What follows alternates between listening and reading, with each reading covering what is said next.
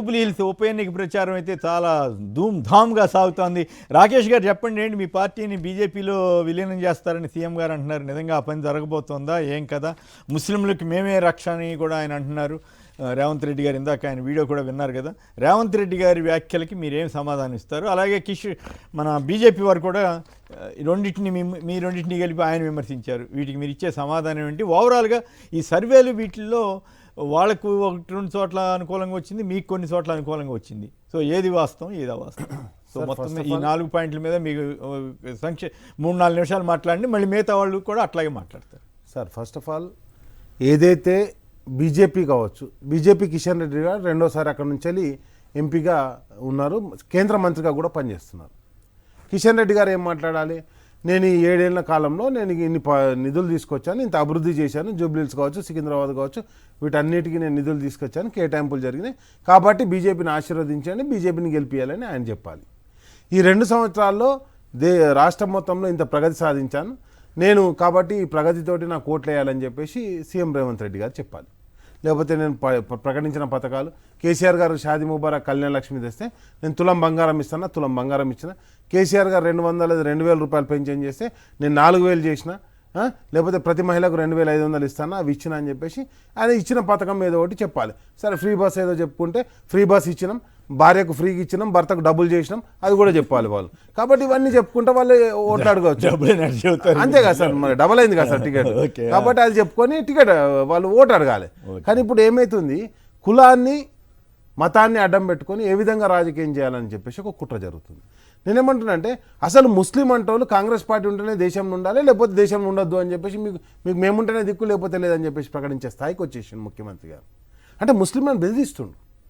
Congress party మీరు లేకపోతే Congress party లేకపోతే మీరు ఏదో ఖతమవుతారు అన్నట్టు ముస్లింలందరినీ హెచ్చరికలు జారీ చేస్తుండ్రు. అదొక అంశం అయితే, అంటే ఈరోజు జరుగుతున్నటువంటి ప్రచారంలో ముఖ్యమంత్రి గారు ఎక్కడ కూడా ఓట్లు వాళ్ళని అభ్యర్థించట్లేదు.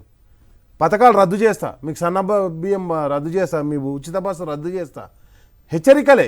అండ్ నెక్స్ట్ వచ్చేసి ఇంకో దిక్కు అదే టైంలో ఏం చేశాడు, 2 ఏళ్ల నుంచి వెళ్ళి ముస్లింలను పట్టించుకున్నటువంటి ముఖ్యమంత్రి, తన క్యాబినెట్లో ఒక ముస్లిం మంత్రి కూడా లేనటువంటి ముఖ్యమంత్రి గారు ఈరోజు వెంటనే జూబ్లీ హిల్స్ ఎలక్షన్ రాగానే ఆ ఓట్ల గురించి అని చెప్పేసి ఒక దిక్కు హెచ్చరికలు ఇస్తుండు, ఒక దిక్కు కాలబేరం చేస్తుండు.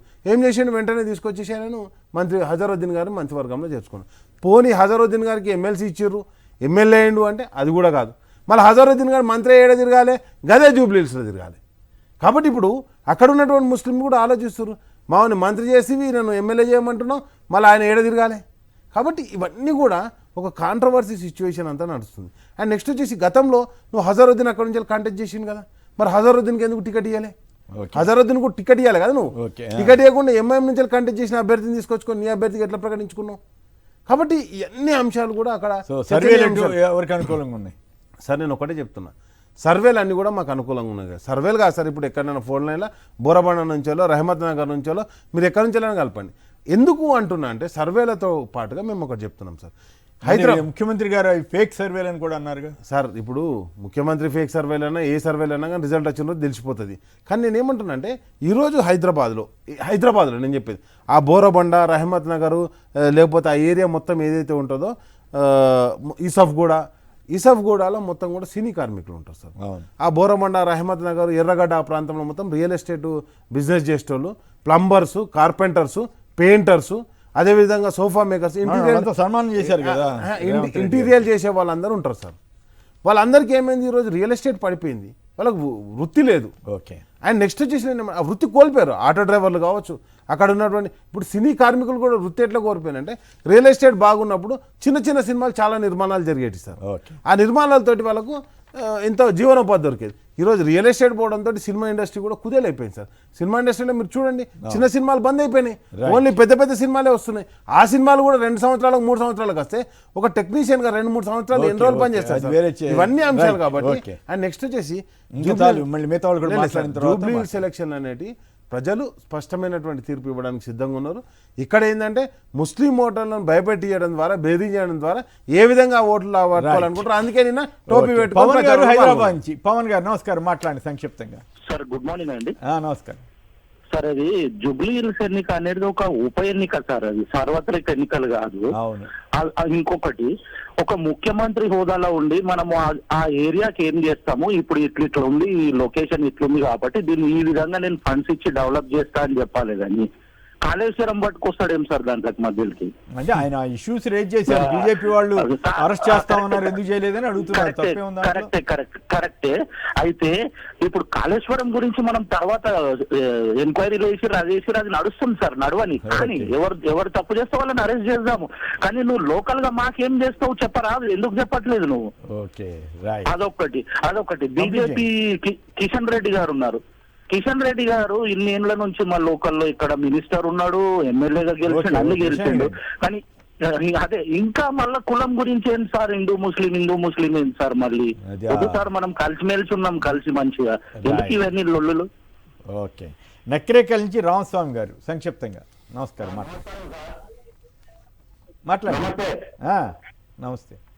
ఈ జూబ్లీహిల్స్ ఎలక్షన్ లో సారు రేవంత్ రెడ్డి గారు ఓట్లు వేసి నేను అభివృద్ధి చేస్తానని కానీ సంక్షేమ పథకాలు తీసేస్తా, బియ్యం రద్దు చేస్తానని, ఇది దుర్మార్గమైన పని సార్, ఇది మంచి పద్ధతి కాదు సార్. ఇది అది ఒక చిన్న రూపాయి ఎన్నిక. ఆ ఎన్నికల్లో నేను ఏం చేస్తా, ఏం సంగతి అనేది జనానికి ఇష్యూస్ వస్తుంటేలేండి, దానికి ఏం పెద్ద ఇబ్బంది ఏం లేదు. కానీ బట్ మీరు అన్నట్టుగా అక్కడ లోకల్గా ఏం చేస్తామని కూడా చెప్పారు, అది కూడా చెప్పారు. కాకపోతే అది తక్కువ ఫోకస్ వెళ్తూ ఉంది. జూబ్లీ హిల్స్కి వస్తే మేము ఇంత అభివృద్ధి చేస్తామని చెప్పారు, కానీ మీరు అన్నట్టు మిగతా అంశాలకు ఎక్కువ ఫోకస్ అవుతుంది. అది వాళ్ళు తెలుసుకోవాలి. కిషోర్ గారు చెప్పండి, ఏంటి మీకు అసలు డిపాజిట్ రాదని చెప్తున్నారు రేవంత్ రెడ్డి గారు? మీరు మ్యూట్లో ఉన్నారు, దయచేసి మ్యూట్లో. వారు ఏమైనా చెప్తారు ఎన్నికలప్పుడు. ఇప్పుడు అంత డిపాజిట్ రాని పార్టీ గురించి నిజంగానే అంత పరుష పదజాలం ఒక క్యాండిడేట్ గురించి గాడిద అని చెప్పి అనవలసిన అవసరం ఏముందండి? ఏం భాష మాట్లాడుతున్నారో అర్థం కాదు. వారు ఏ గౌరవప్రదమైన పొజిషన్లో ఉన్నారో ముఖ్యమంత్రి గారు నాకు అర్థం కాదు. యువతలేమో మొగాళ్ళు అయితే ఇది చేసుకోవాలి. ఇందిరాశోభన్ గారు ఉన్నారు అంటే స్త్రీల వల్ల కాదా అండి? మొగాళ్ళు అయితేనే ఏమన్నా సాధించగలుగుతారు. కేటీఆర్ గారి భాష అది. ఇగో ఇట్లా ఉంటాయి వీరిద్దరు భాషలు. సో వాటికి మనల్ని రెస్పాండ్ అవ్వమని మనం రెస్పాండ్ అవ్వడం అనేది అది మన గౌరవాన్ని తగ్గిస్తుంది. కానీ అసలు సంబంధం లేని విషయాలు వారు ఇష్టం వచ్చినట్టు మాట్లాడతారు సార్. ఇద్దరు ఇష్టం వచ్చినట్టు మాట్లాడితే వాటి అన్నిటికీ మనం రెస్పాండ్ అవ్వడానికి కాదు. సో కాకపోతే ఒక్క విషయం మాత్రము వాస్తవం. ఇప్పుడు మీరు చూడండి, అసలు జూబ్లీ హిల్స్లో ఎన్నికల ప్రచారం మొదలైనప్పటి నుంచి, అసలు ఎన్నికలు వస్తున్నాయన్నప్పటి నుంచి కూడా మీరు అంతా ముస్లిం అని ఇప్పుడు నేను అనలేదు సార్. ఇప్పటివరకు మాట్లాడిన రాకేష్ గారే కానీ, అంతకుముందు ఇంకెవరైనా కానీ, అసలు మామూలుగా మాట్లాడుతున్న వారే కానీ, మీకు ఒక మంత్రిని తీసుకొచ్చారు అజరుద్దీన్ గారిని. అంతకుముందు వారికి టికెట్ ఉండింది, కాదన్నారు. వారికి టికెట్ కాదన్నారు, కాకపోతే డైరెక్ట్గా మంత్రిని చేశారు. అది ఎప్పుడు క్యాంపెయిన్స్ మధ్యలో. అట్లాగే నవీన్ యాదవ్ ఉన్నారు. వారెవరు? MIM candidate. ఎంఐఎం పేరే మజ్లిసే ఇత్తెహాదుల్ ముస్లిమీన్ అండి. ముస్లిం అనేది అందులోనే పేర్లోనే ఉంది. ఇప్పుడు పేరు ఎత్తితేనే వీడు కమ్యూనల్ అయితే మరి వారు కమ్యూనల్ అవ్వాలి. వారి క్యాండిడేట్ని తెచ్చుకుని వీరు పెట్టుకున్నారు. వారు పూర్తి మద్దతు ఇచ్చారు. ఇప్పుడు ఏ విషయం జరుగుతున్నా ఆ రోజు నుంచి ఈ రోజు వరకు మీరు చూడండి. నిన్న వచ్చి ఏమంటారు, అసలు కాంగ్రెస్ లేకపోతే ముస్లింలే లేరు అనేది.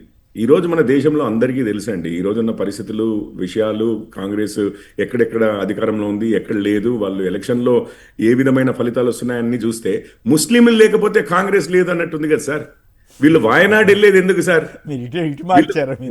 కాంగ్రెస్ లేకపోతే ముస్లింలు లేరు కాదు సార్. ఇది ఉన్న వాస్తవం. ఈ దేశంలో ముస్లింలు లేకపోతే కాంగ్రెస్ లేదు. అందుకనే ఆ ఒక్క డెమోగ్రఫిక్ గురించే, ఆ ఒక్క ఓట్ బ్యాంక్ గురించే వీరి ప్రయాస అంతా కూడా. మరి ఏమి బీఆర్ఎస్ వారు ఏమైనా తక్కువ చేశారా అంటే లేదు. ఇప్పుడు మన మెట్రోని ఆపారు ఓల్డ్ సిటీలో. ఎవరి కోసం ఆపారు? కేవలం ఎంఐఎం కోసమే. వీరు హైడ్రా రాష్ట్రం, ఇది సిటీ మొత్తం తిరుగుతుంది. కానీ ఓల్డ్ సిటీకి పోమంటే, సలకం చెరుకు పోమంటే మాత్రం భయపడుతుంది. ఎన్నెన్నో ఎక్స్క్యూజెస్, కారణాలు మనం ఇప్పటివరకు విననివి, రాజ్యాంగానికి సంబంధం లేనివి కారణాలు ఆఫీసర్లు ఇష్టం వచ్చినట్టు చెప్తా ఉంటారు. ఇద్దరు కూడా అదే ఎంఐఎం ముస్లిం ఓట్ బ్యాంక్ కోసమే ఇది చేస్తున్నప్పుడు ఈరోజు అవును అభివృద్ధి లేకపోతే ఆ జూబ్లీ హిల్స్లోకి వెళ్తే నిజంగానే కొంచెం వర్షం పడితే మొత్తం ఆ బురదల్లో నడిచినట్లుగా ఉండడమో, ఆ డ్రైనేజీలు సరిగ్గా ఇది కెపాసిటీకి లేకపోవడమో, ఇవన్నీ మాట్లాడాలి. రోడ్లు సరిగ్గా లేకపోవడమో ఇవన్నీ మాట్లాడాలి. అవన్నీ అనుభవిస్తూనే ఉన్నాం మేము గ్రౌండ్లో క్యాంపెయిన్ చేస్తున్నప్పుడు. కానీ అసలేం చేశారు, మొత్తం మీద ఇష్యూనంతా ఏం చేశారు? పొద్దున్న లేస్తే ఇద్దరు కూడా మాట్లాడేది ఏదో శ్మశాన ఘాట్ల గురించి, అదే వీరికి కబ్రస్థాన్లు అని చెప్పి. ఒకరేమో విద్యా సంస్థలకు ఉన్న ల్యాండ్నే తీసుకెళ్ళి మేము కబ్రస్థాన్లకు ఇచ్చాము. అసలు ఆ, విద్య విద్యకున్న భూమిని కూడా అంటే విద్యాలయాలకు ఉన్న భూమిని కూడా మేము ఇచ్చాము, మేము గొప్పోళ్ళం అంటారు, ఏది కబ్రస్థాన్లకు ఇచ్చామని చెప్పి. ఆ, ఇంకొకరేమో అసలు ఇక ఇది వీరి మొత్తం డిబేట్ డిస్కషన్, వారు అనేది కూడా నా ఘరక నా ఘాట్గా అంటే ఈ చూడు ఇటు సైడ్ హిందూ ఎట్లాగో ఓట్ బ్యాంక్ లాగా కన్సాలిడేట్ అవ్వరు, అటు సైడ్ ముస్లింలంతా మా వైపే ఉన్నారు, ఆ ఓట్ బ్యాంక్ మాదే, మీరు ఇక్కడ కాదు అక్కడ కాదు అని అంటున్నారు అనేది అది క్లియర్గా తెలుస్తుంది. మన ఇది రేవంత్ గారు ఏమంటున్నారు అనేది. అవును నిజమే, మేము ఒక ప్రిన్సిపల్ కోసం ఫైట్ చేస్తున్నామండి. మతాలు కులాలు తీసుకొచ్చింది వాళ్ళు, మేము కాదు తీసుకొచ్చి రోజు అసలు హోరీగా దాని మీదనే యుద్ధం చేసుకుంటున్నారు ఇద్దరు కూడా. అసలు ముస్లిం ఓట్ బ్యాంకు ఎవరి వైపు ఉంది అన్నది మీకు ఒక్క విషయం చెప్తానండి. మీకు అంతకుముందు సికింద్రాబాద్ కంటోన్మెంట్ ఎలక్షన్ అయింది, అప్పుడు ఇంత అయిందా? ఈ విధంగా ప్రచారం చేశారా ముఖ్యమంత్రి గారు లేకపోతే కేటీఆర్ కదా? లోక్సభ ఎలక్షన్స్ నేపథ్యంలో అది కలిసిపోయింది, కానీ దానికి అంత ప్రాధాన్యత వేరే ఏ ఎన్నికలు అవనివ్వండి సార్, ఎమ్మెల్సీ ఎన్నికలు అయ్యాయి సార్, ఎమ్మెల్సీ ఎన్నికలు అయ్యాయి. ఇది ఎందుకు జూబ్లీ హిల్స్ ఎందుకు ఇంత స్పెసిఫిక్ గా ఇంత హాట్ గా అటు కేటీఆర్ గారు ఇటు వీరు రేవంత్ గారు అని అంటే వచ్చి మాట్లాడుతున్నారు. ఇది ఒక యూనిక్, మేము తప్పనిసరిగా రెస్పాండ్ అవ్వాల్సి వస్తుంది సార్. ఒక్క నిమిషం, ఇది ఒక యునీక్ కాన్స్టిట్యున్సీ అండి. ఇది ఓల్డ్ సిటీలో కాకుండా న్యూ సిటీలో ఉన్న ఒక కాన్స్టిట్యున్సీ, 1/3 ముస్లింలు ఉన్న కాన్స్టిట్యున్సీ.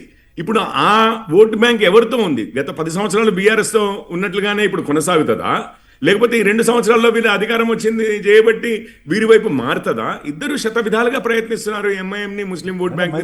కాంగ్రెస్ వైపు వెళ్ళిపోయింది కదా ఏదండి? మజ్లిస్ అయితే కాంగ్రెస్ వైపుకి వెళ్ళిపోయింది. ఎగ్జాక్ట్లీ, మజ్లిస్ ఎవరు అధికారంలో ఉంటే వాళ్ళ వైపు ఉంటుంది అనేది మీకు తెలిసిందే, నాకు తెలిసిందే సార్. అది ఈ రోజు కాదు కదా. అందుకనే నిన్న అక్బరుద్దీన్ ఓవైసీ అన్నాడు, రావు వచ్చినా రెడ్డి వచ్చినా మనదే రా నడిచేది అన్నాడు. షబ్బీర్ అలీ గారు ప్రకటించారు సార్, ఎంఐఎం వచ్చిందే బీజేపీని గెలిపించని, కానీ బీహార్ లో ప్రకటించారు. బీహార్ లో చెప్పారు, కాంగ్రెస్ వాళ్ళు కూడా చెప్పారు, తీసుకోవాలి కదా సార్ మనం. అక్బరుద్దీన్ వచ్చి ఒకటే మాట అన్నాడు, ఇటు రావు ఉన్నా అటు రెడ్డి ఉన్నా నడిచేది మాదే. అది చెప్పింది కిషన్ రెడ్డి గారి గురించే కావచ్చు అన్నాడు.